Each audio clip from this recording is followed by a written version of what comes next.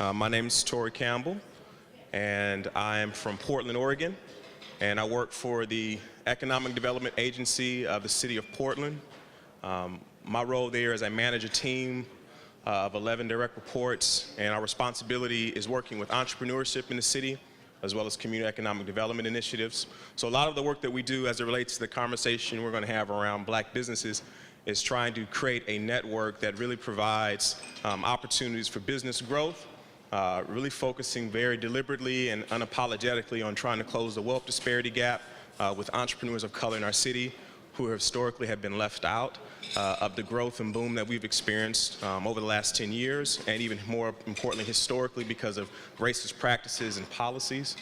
And so we actually have a strategic plan that we crafted about 3 years ago that explicitly calls out the realities of what those gaps have been and how we can and should be more innovative as a city to support the budding and resilient businesses that are being run by many of our entrepreneurs of color in the city. And so I'm going to actually, what they're calling is a fireside chat. We don't have no fire up here, but that's all good.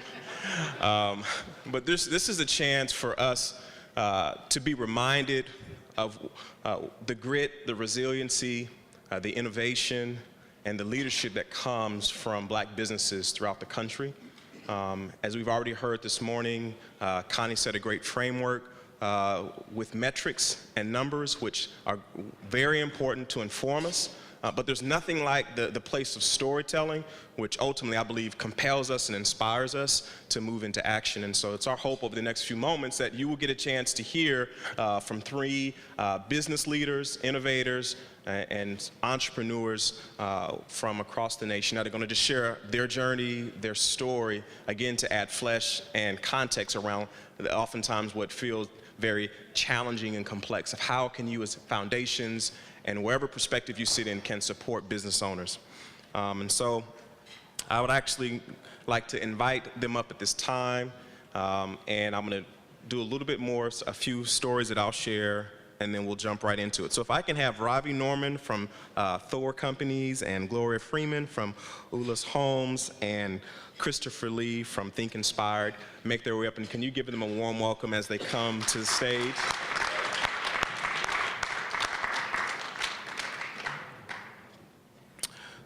So as they're sitting down, I just want to, again, put into context what this moment means for business owners. I think we saw this morning, which was very rich, the unique opportunity that stands in front of us to support black-owned businesses throughout the country, not only just from another vantage point of creating revenue streams and wealth creation, but also jobs. And how that you can do that in some ways that might be very innovative, challenging, but the unique opportunities are still present.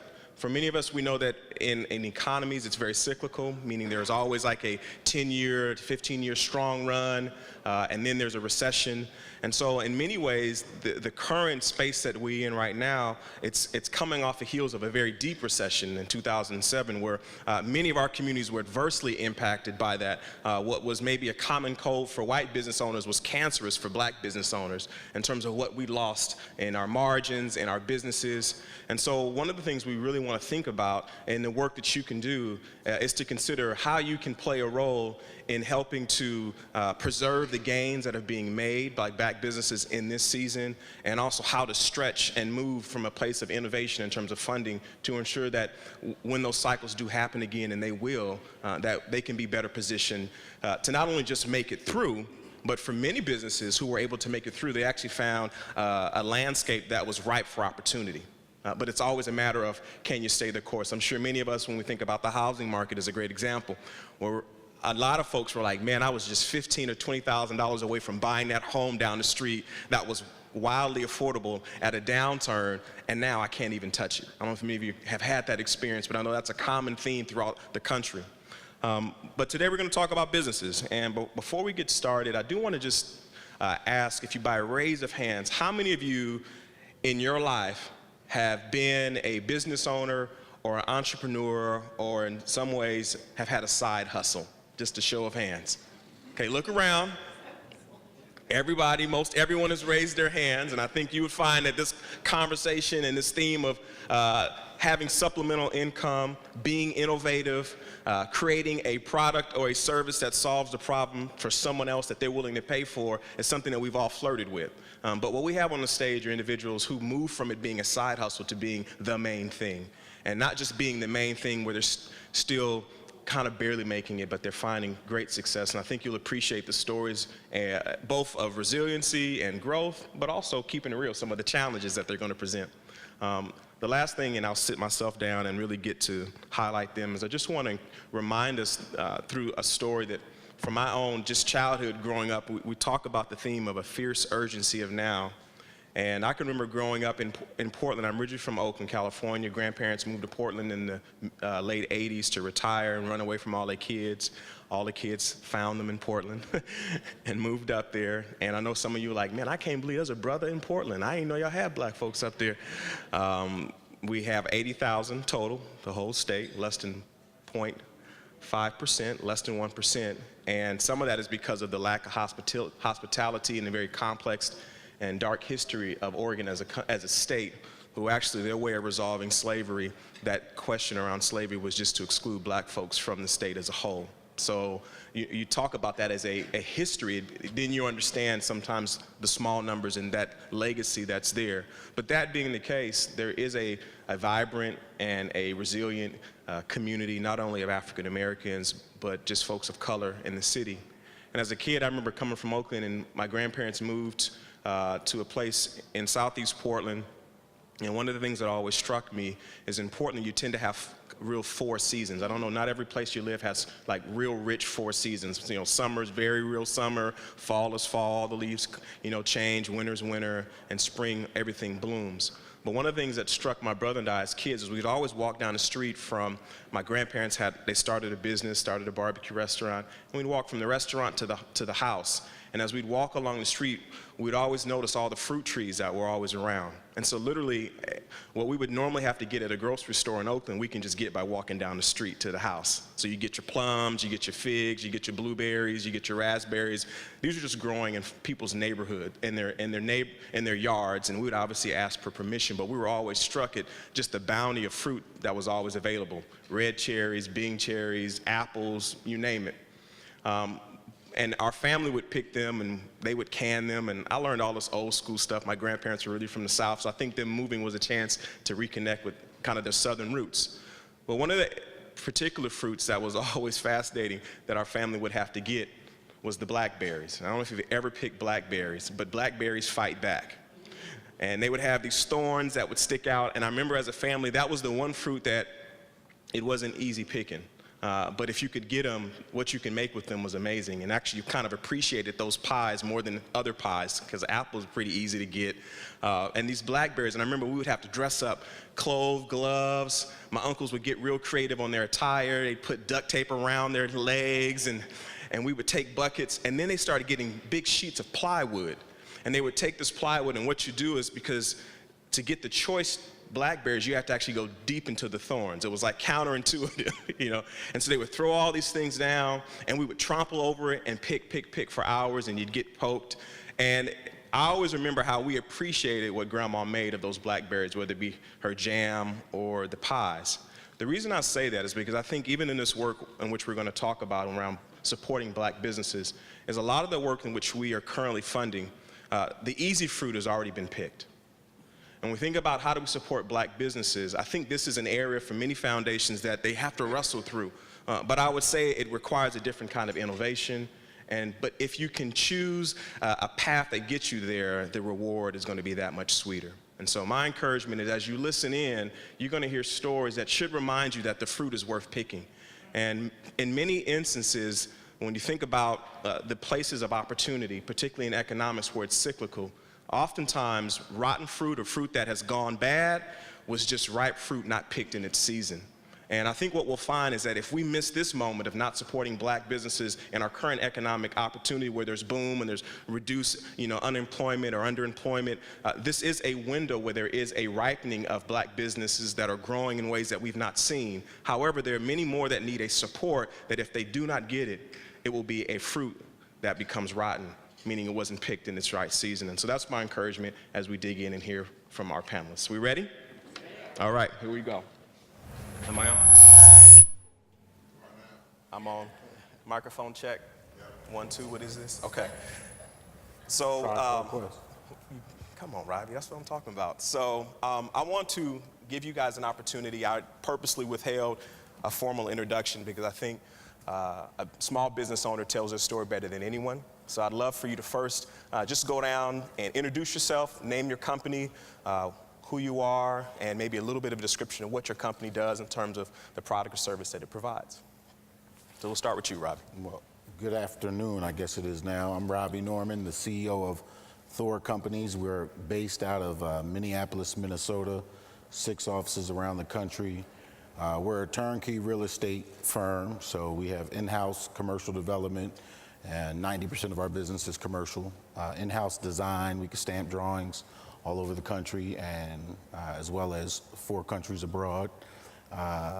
We're best known as a general contractor and construction manager, as well as a self-performer of certain sub-trades like structural concrete.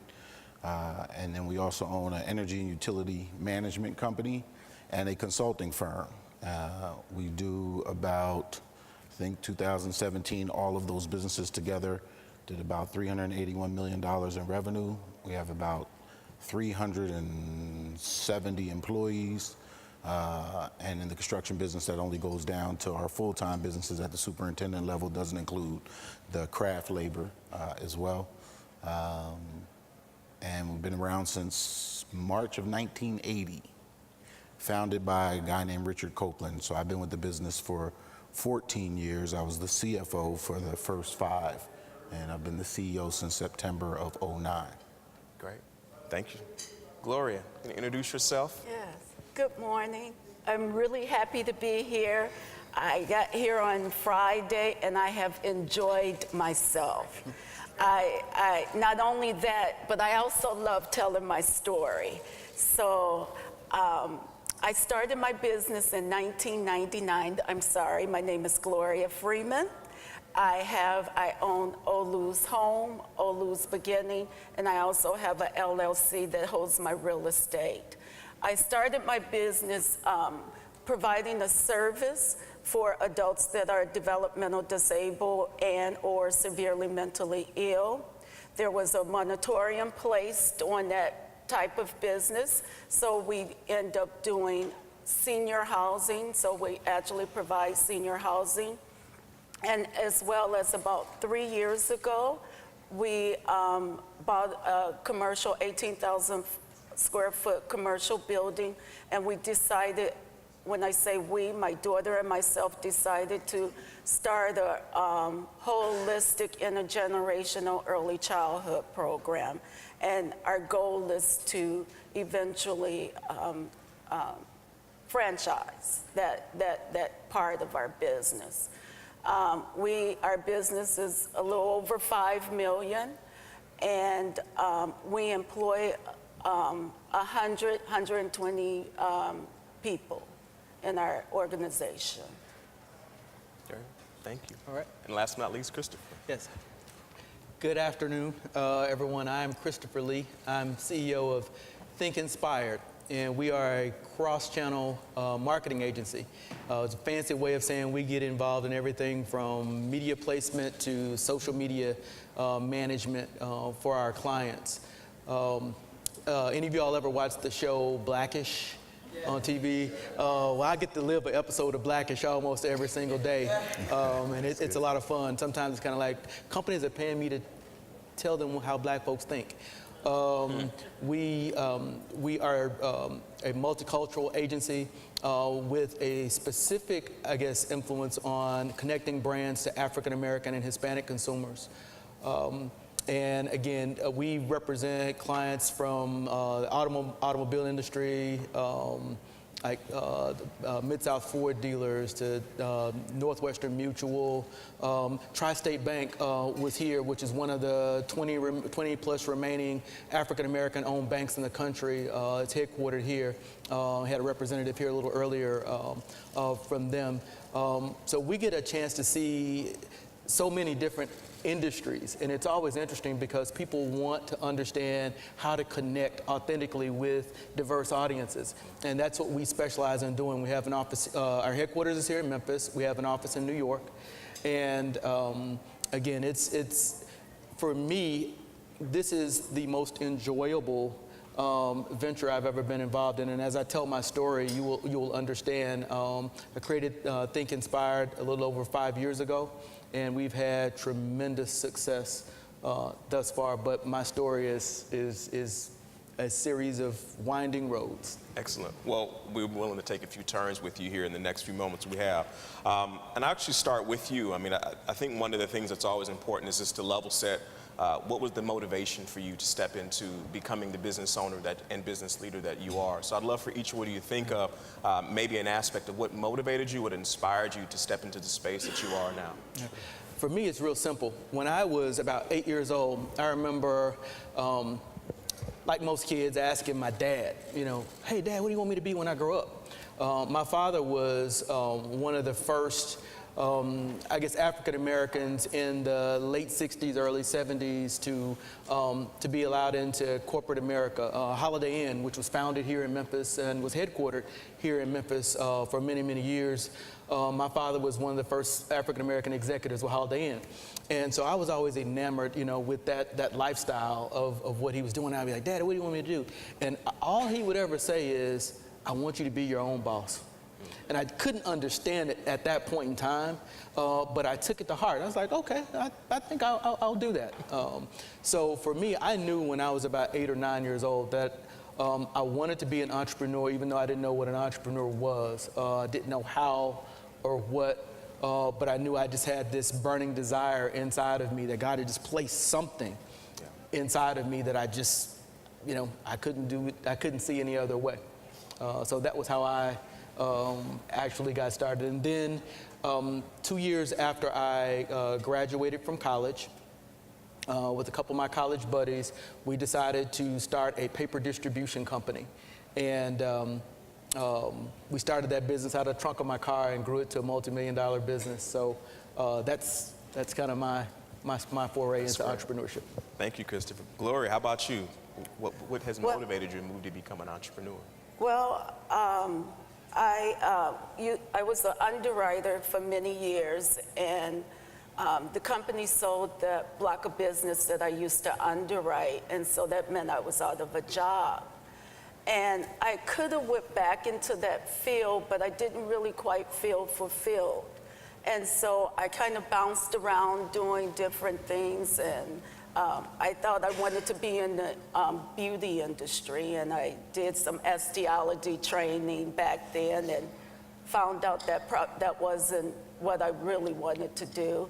And I had a friend that had just started a business in the residential service, and I did some part-time work for him, and I realized that this is where I was supposed to be. And so I went through the steps of getting my license through the state and all of that, but hindsight, I remember after doing all of this, I remember as a young girl being with my mother, and she used to go into some of these institutions and do public speaking because she suffered from mental health issues. But I didn't realize that until later, that was the connection for me. That's how I end up and how I felt like this was so fulfilling for me at that time. Thank you. And Robbie, how about you? Last but not least, I know the origins of you stepping into becoming an entrepreneur and small business owner. So I think Ted mentioned earlier that he was from Newark, New Jersey. So I'm from Trenton, New Jersey. I wish Ted was still here so we can compare notes on some things. But in the neighborhood I grew up in, there was both in my family and in the neighborhood, a culture of hustling. You said side hustle. And so the early seeds of entrepreneurship, I think, came out of that culture of hustle. And in the hustle, it was kind of what I would call today needs analysis and opportunity maximization, right? And willing to own the risk. Yeah. As I got older, so I had the bug already because that was just me and my family and the community. As I got older, I started to recognize that there was a responsibility to do more than hustle, because hustle sometimes could denote underlying assets that can be gimmicky or can maybe be destructive in some ways.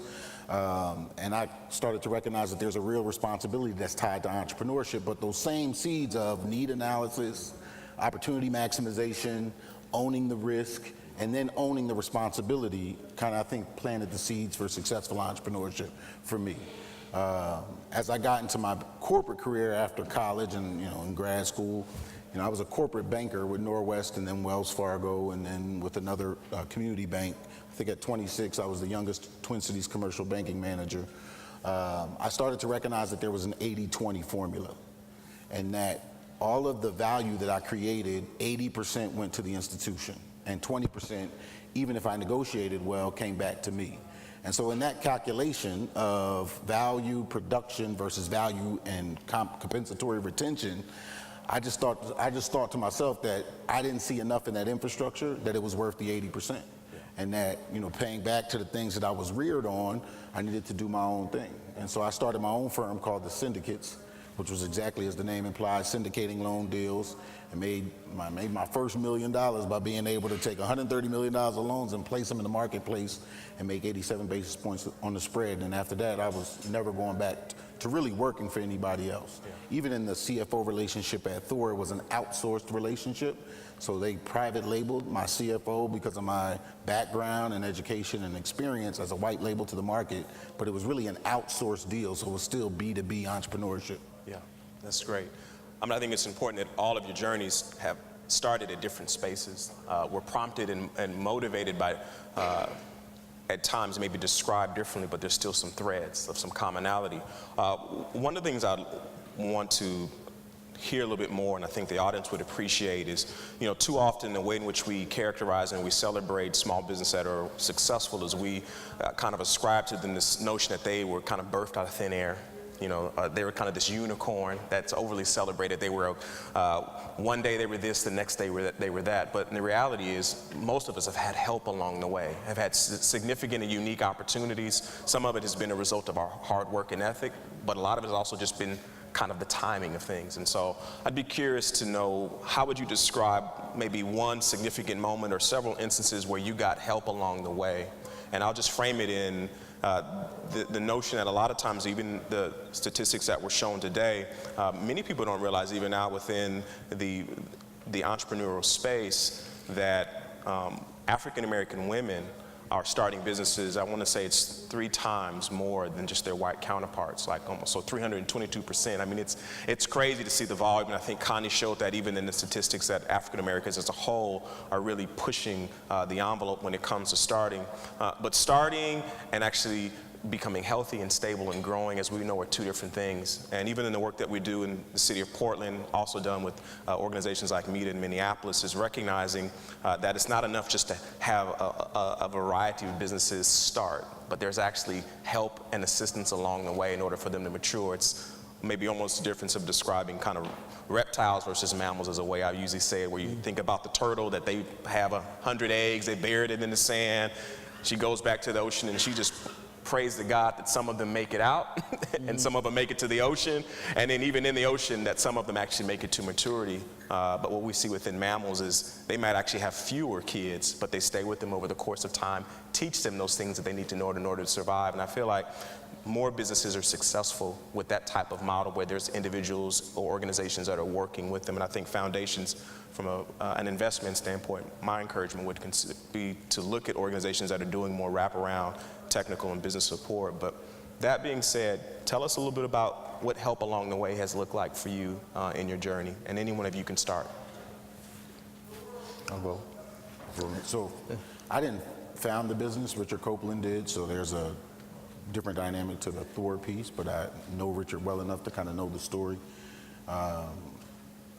He started really literally because he was in his front yard and looked across the street, and there were some NSP workers who were kind of doing some burying cable, and it was 6 of them on a crew, and he was standing in his yard and he said, well, they're goofing off for most of the day. And he thought, man, you know what, I don't get it. So he followed them back back to their headquarters, went in the front door when they pulled in the back, and kind of articulated how he could do this job for better. I mean, unless you're a true, that type of one person, maybe in his case with a truck and a pickaxe, you know, selling by day, doing the work by day, selling at night. I mean, those are the only people who are really doing it by themselves. And even in that instance, usually there's a family member or a friend or somebody who's helping out. The concept of rugged individualism is a fallacy. You know, nobody's pulling themselves up by their bootstraps alone. No entrepreneur is doing it by themselves. There's always this concept of cooperative modeling and community that helps to drive your outcome and success. And META, as an example, I think Richard had, even before I got there, 3 different times when, you know, you really don't know who you are as a business till you face that concept of bankruptcy, right? And I think he's done it 3 times where META intervened in the first 10 years at places where he needed dollars, where he might have needed human capital assistance or technical assistance to help. I think we've done $2.5 billion over the course of our business in joint ventures, which means that you're doing another cooperative model with someone else who may have certain levels of expertise or capacity in areas that you don't. Again, another opportunity to have human capital development, learn new means and methods, as well as financial opportunities that come from those kind of situations. So, I mean, those are a couple instances of a place like META plus other organizations kind of reaching back and being very intentional with cooperative modeling opportunities. But again, nobody's doing it alone. That's great. Thank you. Gloria, how about you? That's very, very true.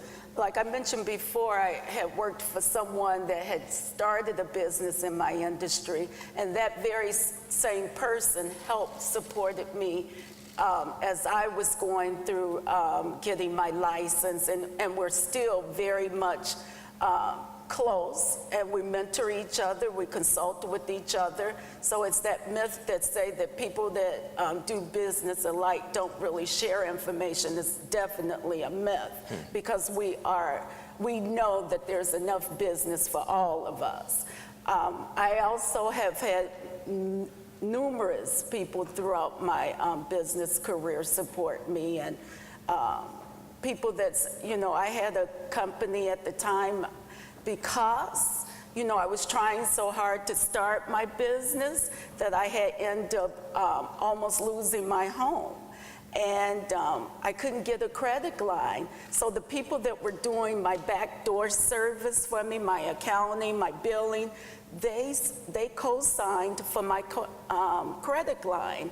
And you know, they didn't have to do that. They did it. Of course, they saw that there was going to be good business for themselves because they saw something in me, and they did it because it was the right thing to do, to, you know, support a black business like mine.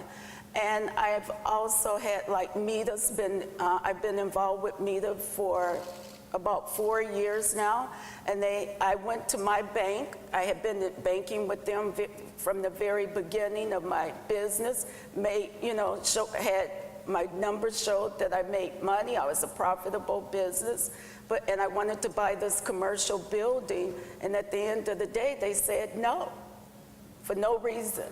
You know, it was just no. And META stepped in and made sure that they supported me where I was able to buy my first commercial building. And so there's no way I could have survived my years in business without the support that I've received from the people that I truly am grateful for. That's great.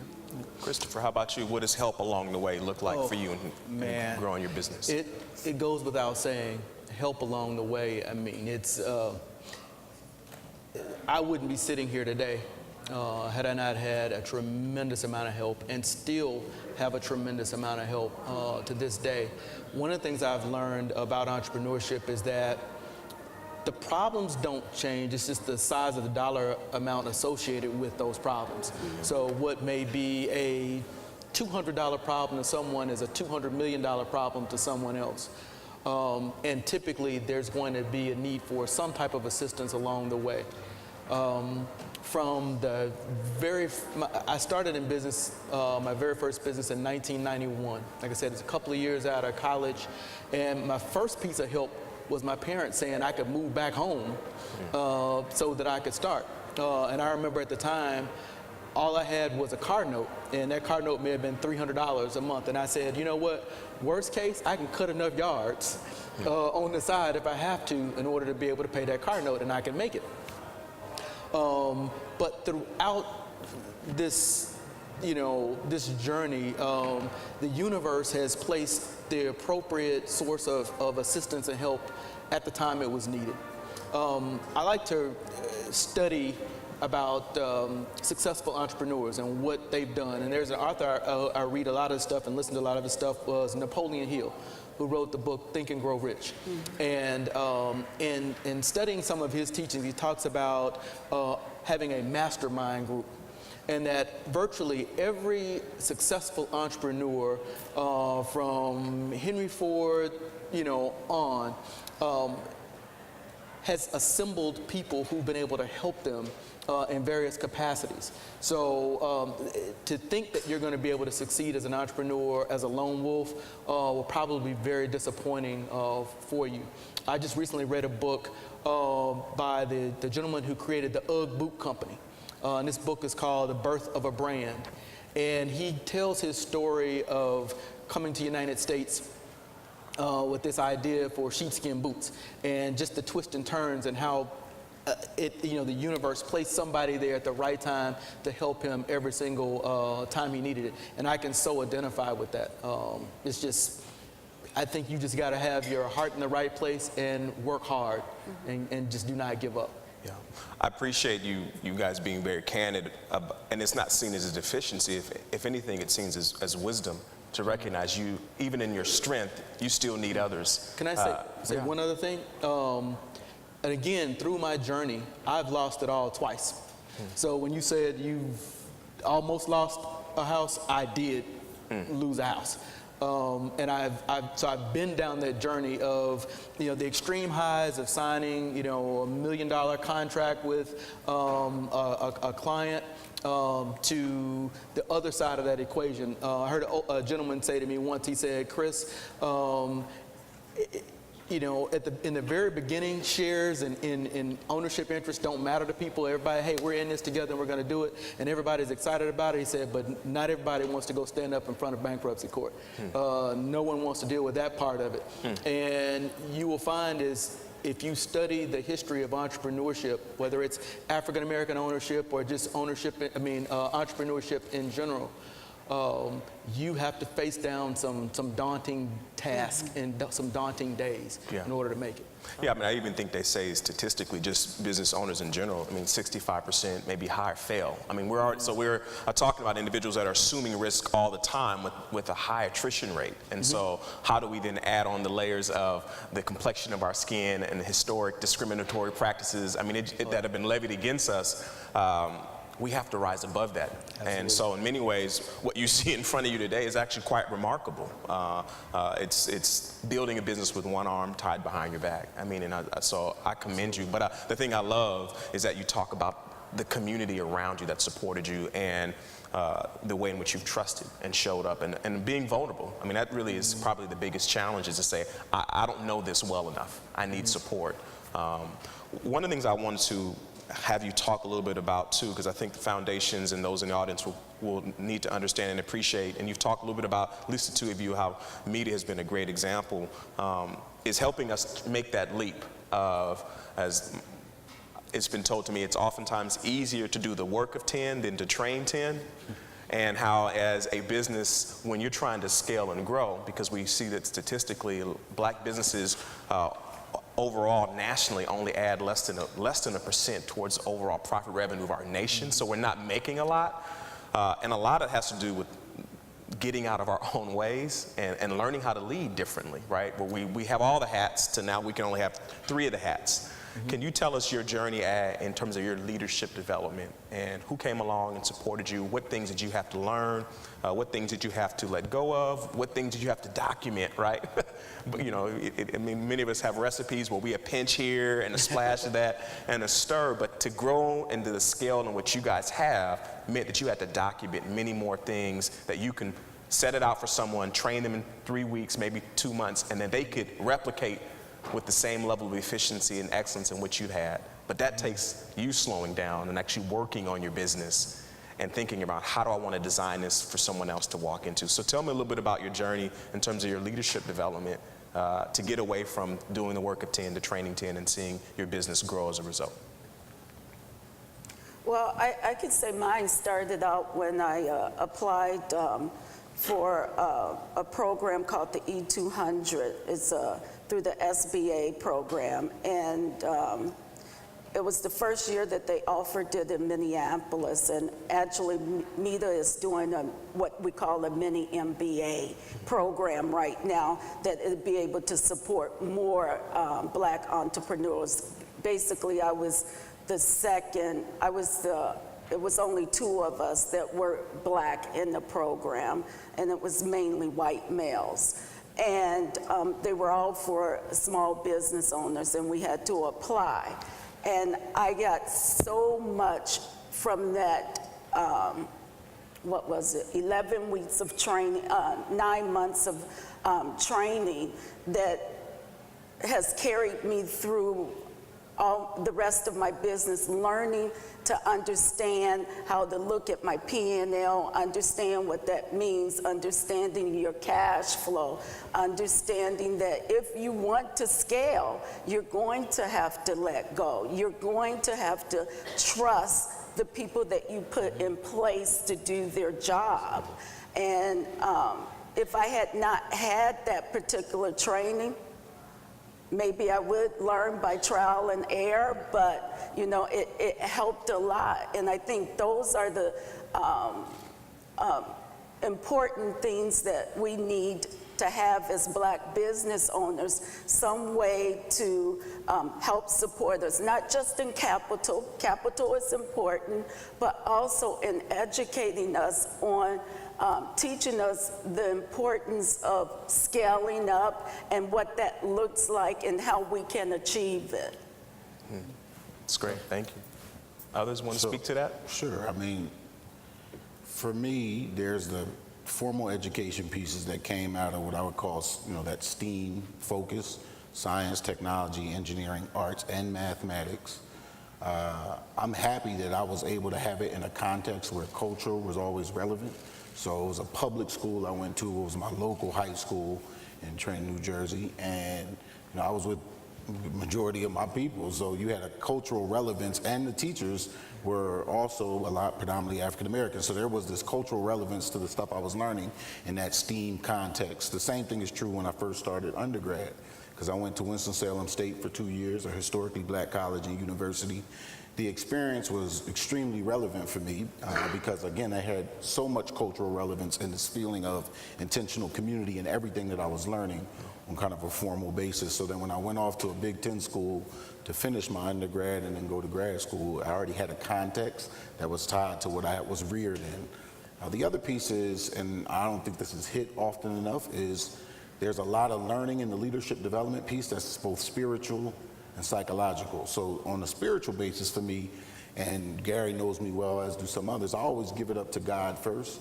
And I do that because, not because I try to thump a religion, but more about an acknowledgement of a divine order, belief in the supernatural, and clear definitions for the words luck, mercy, and grace, and faith. I think all of those are really critical foundational elements to, as you think about being a leader, because leadership really isn't about you, it's about how do you unlock the potential of others. On a psychological basis, I learned a long time ago about this piece I talked about, hustling, turning into entrepreneurship, and this concept of ownership and owning your own assets was psychologically always there for me. And I thought that there was this responsibility factor that I learned over time. You know, psychologically for African Americans, you know, I always hear about the deficit pieces of what we don't have and the assets that we don't have. Yet if you looked at black wealth in America, it rivals more than some countries. So something is also off psychologically, where we don't take our own kind of concepts of how do you think about power, which is a spiritual concept of not thinking about just rugged individualism, but cooperative modeling. And also, how do we think about once we've gotten certain levels of wealth, how do we stay intentional about the redistribution of those to our own people? I spend a lot of time, I feel like we got our talented 10th in a lot of ways. But they're not always looking at how their wealth is often created in organizations that they own or that we own as a people, or the growth of that wealth is happening through investments that aren't necessarily associated very intentionally with investments back into ourselves, our own people, and our own community. So psychologically, that's part of my leadership two piece, which is ownership matters and intentionality is critical. Thank you. Christopher.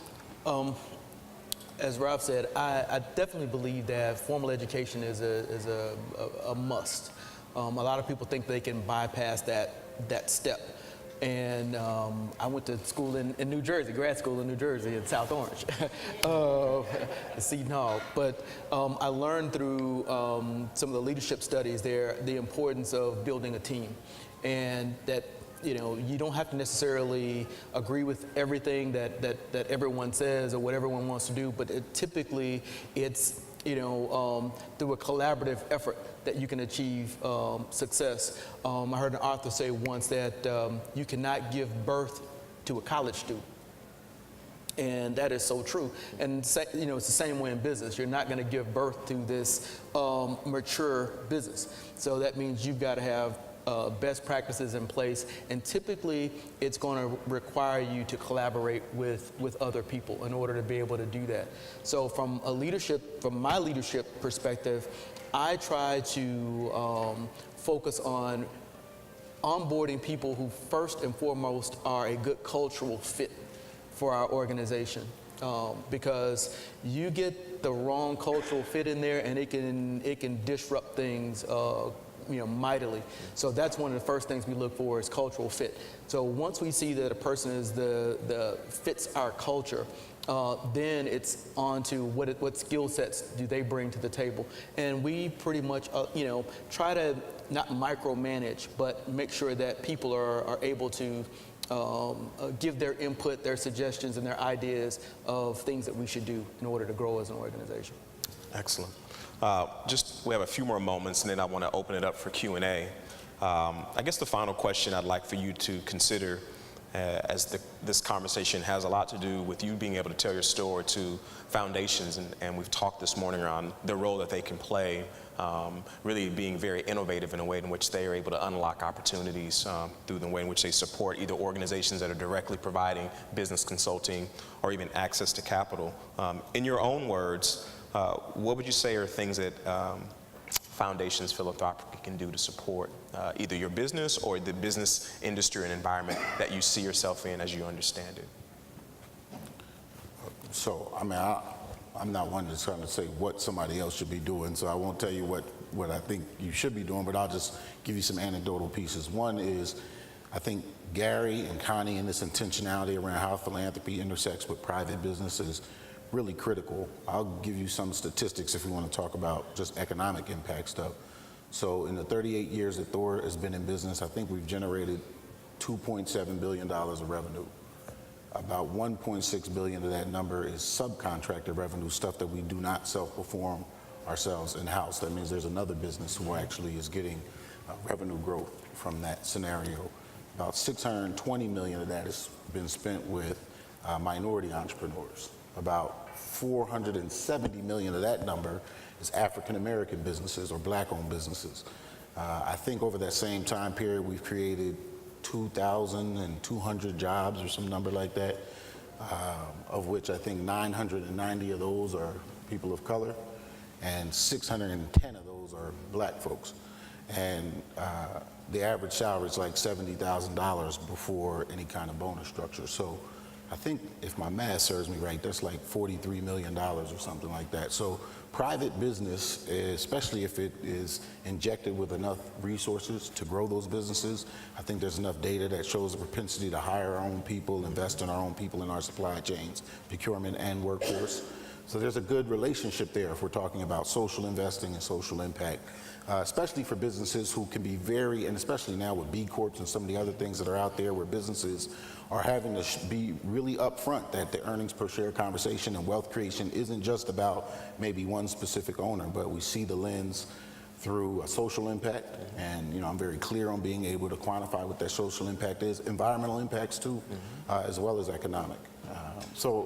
I think that's there. Then our intentionality of when we make those dollars, being able to reinvest ourselves with our own dollars. I was making the point about black wealth, and I kind of get the opportunity to build relationships with some really successful African Americans, and we're not always very good at being really intentional of thinking about how we generated that wealth and then being intentional on how we redistribute it back, both through our private endeavors or through philanthropic endeavor as well. Because I get it. If we have to own some of these institutions. I mean, I don't care if you work for somebody else, no matter what you do in that job description. Again, it's the 80-20 formula, but it's also concepts of authority and who gets to make the decisions. And if your board is not comprised of people who look like the people in this room on a majority basis, you're going to have to conform.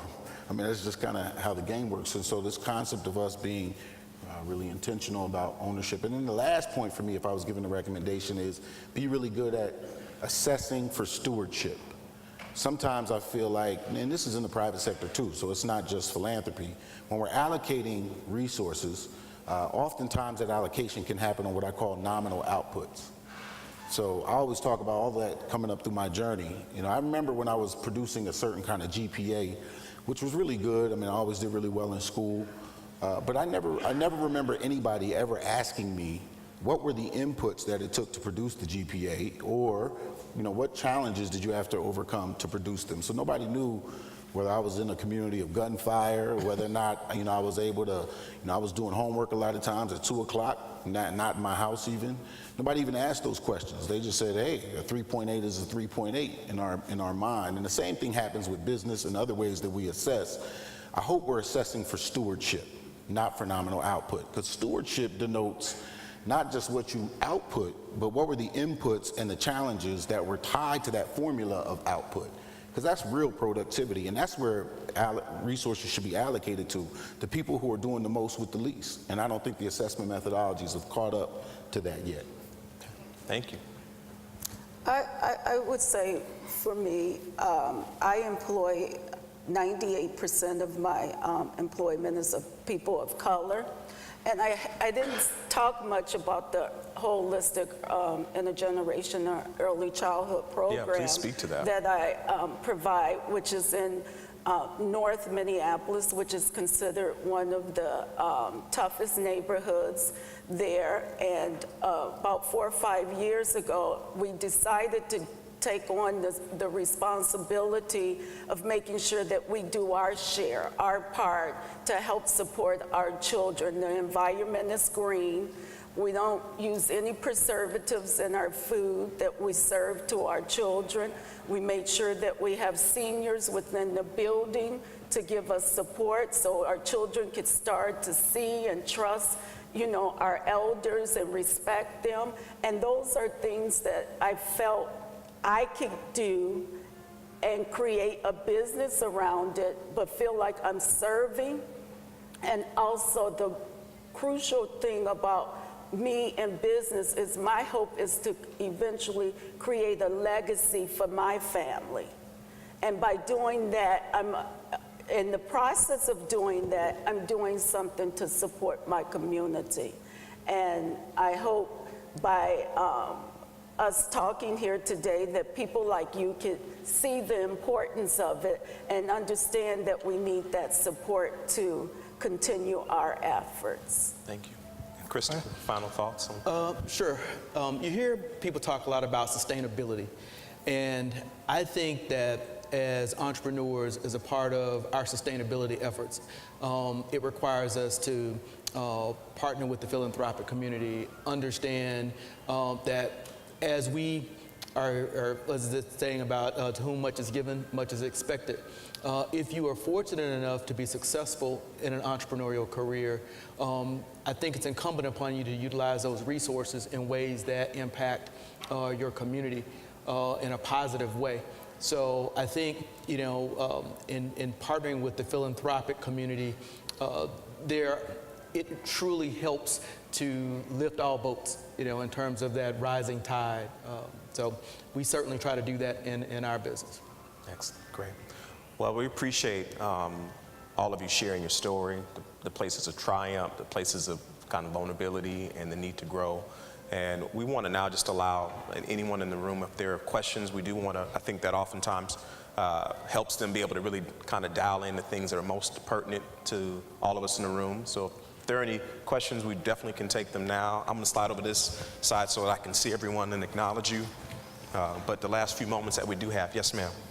Hi, good morning. Just by way of full disclosure, I'm a new entrepreneur, so this is great to hear you all talking. I left a foundation and now I'm consulting, but working with foundations and nonprofits. And one of the things I saw in philanthropy and in nonprofits is just the rate of burnout of Black leaders and Black visionaries. And I'm wondering how you thought about that for yourselves. Like, where was the moment where you knew you needed help, or you figured out how to get help? Or, I mean, I think it's a tricky line. You don't want to look like you're not successful. Anyway, I think it's a challenge in our community. I'm particularly looking at Gloria because I think it's a challenge for Black women to figure out how we get the infrastructure under us that we need in order to really pursue the vision. So, any thoughts? So I would take the notion away that I'm weak, because I'm not. To get help means I'm strong. I understand that I need some support. And there, like we said earlier, that there's nothing we do alone. Even in business, you need the support. At what point did I realize that? Early on in my business career, I understood that, you know, I needed support. I am a college dropout for many reasons, and I won't go into that right now, but I understood that I needed, and I don't necessarily believe that, you know, that because I didn't finish college that I was not capable of creating a business for myself. I knew that I had that capability, and I pursued in it. There was one time I was doing some speaking with some young entrepreneurs, and they asked me the question, when did you decide that you knew that you were not going to go back to work? At what point did you make that decision? And I thought about it, and it was never my thought. I never thought about going back. All I thought about was going forward and becoming successful at that or something else on my own. But I never thought about going back to work. So just, you know, keep in mind that there is help out there, and there's no shame to getting the help, because we all do. And yeah. Great. If I can speak to that too, aside from the work that I do at the city, I also own a food company, so I share that same struggle. It is a bit of a moonlight gig right now. My wife is running the day-to-day operations at this point, but I think one of the important things to realize is that as an entrepreneur, one of the innate values that you have is problem solving. And everyone up here will tell you, they started a business to solve a problem, and in starting that business or taking it on, they've created more problems for themselves. Absolutely. Right? Absolutely. And so I think one of the critical things is to always say, keep in mind what's the end goal. Because I think in problem solving, it allows you to pull yourself out of the moment and say, where do we need to go? And think innovative and creative to say, if this is the goal, we need to make radical shifts here. And I think we need to own that same way of thinking, even with our own selves, to say that I know that I suck at this right now. And I should not let the fact that I'm not really strong in this keep me from the final goal. So out of that place of self-awareness and humility, I then pursue the solutions, which oftentimes is calling someone, reaching out to an organization. And I think businesses that are able to make those quick pivots and shifts along the way tend to survive, and we need to also do that with ourselves. Some of our self-care or our exhaustion, or some of you are introverts and you just can't stand being around people a whole lot because it sucks all of the energy out of you. So you have to be thoughtful with your staff meetings, you know.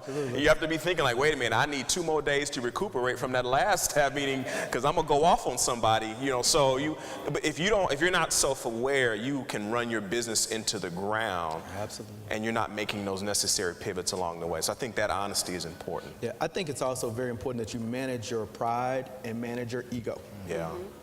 Yep. Keep those in check. Yeah, Yep. yeah, I agree. So, And yes, I would ma'am. say- A couple questions. Okay, yes, ma'am.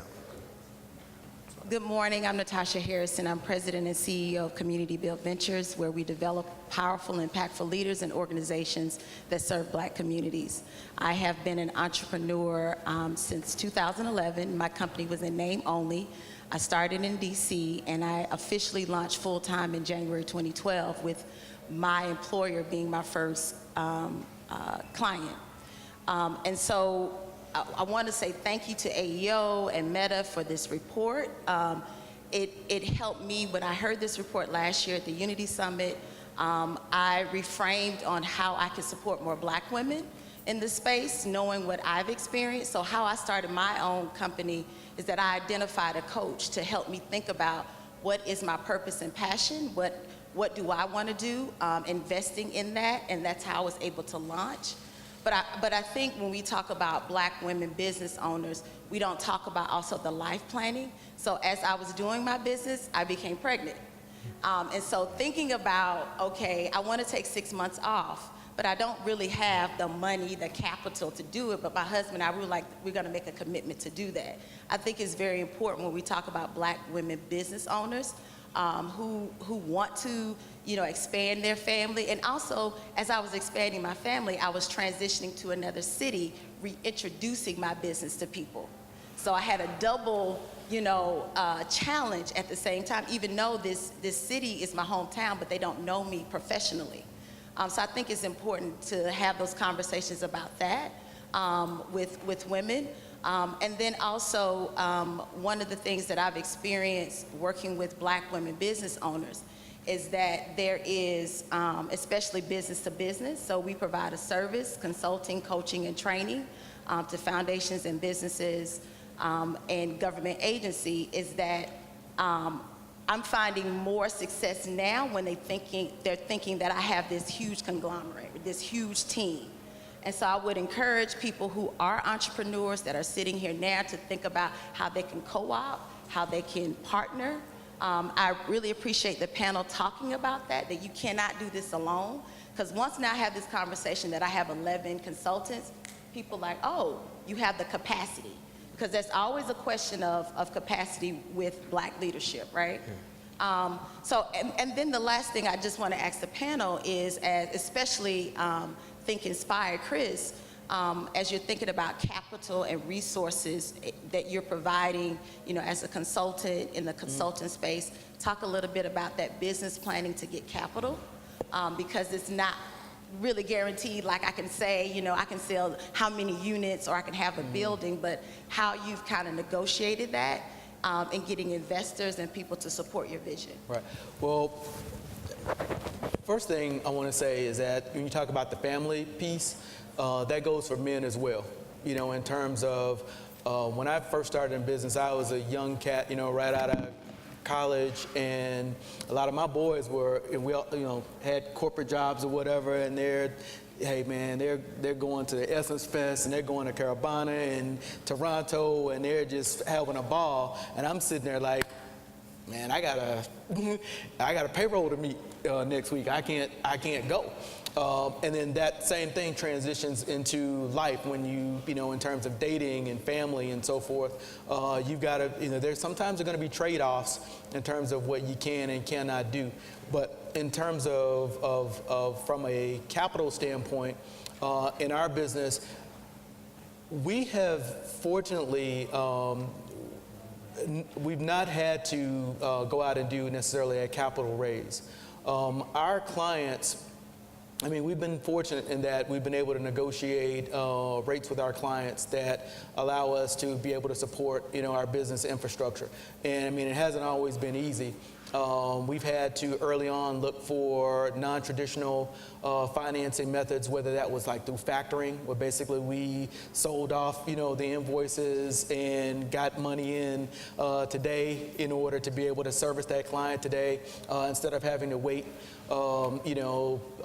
60, 90 days in order to receive that payment back. So some non-traditional things like that worked for us early on to be able to create the capital base we needed in order to sustain our operations. And we still watch, we watch every dime. My partner, his name's Dan. Dan's in our New York office. Dan has the penchant for the numbers. So again, that collaborative effort. So he's the one that's constantly drilling down into our organization and saying, is this a wise use of our resources? Thank you. One more question. One more question. Good morning. I want to personally thank the AFME family for welcoming me into the family. And my question comes from the experience that Connie witnessed my journey as an entrepreneur, in which in a very difficult business of IT. In 1989, I ended up getting the Entrepreneur Year of the Award from SBA and the Women's Elected Officials Foundation. And so I know the journey. And then I got this call to ministry, and God and I had a little fight, but God won. And so part of the reason I'm here now is because as I think about my own legacy and transition, I want to revisit how we appropriate the capacity of the Black church to be used to further our shared agenda. So I'm struggling a lot with, I think, sitting on opportunity to have conversations with impact and outcome around faith, God, and money.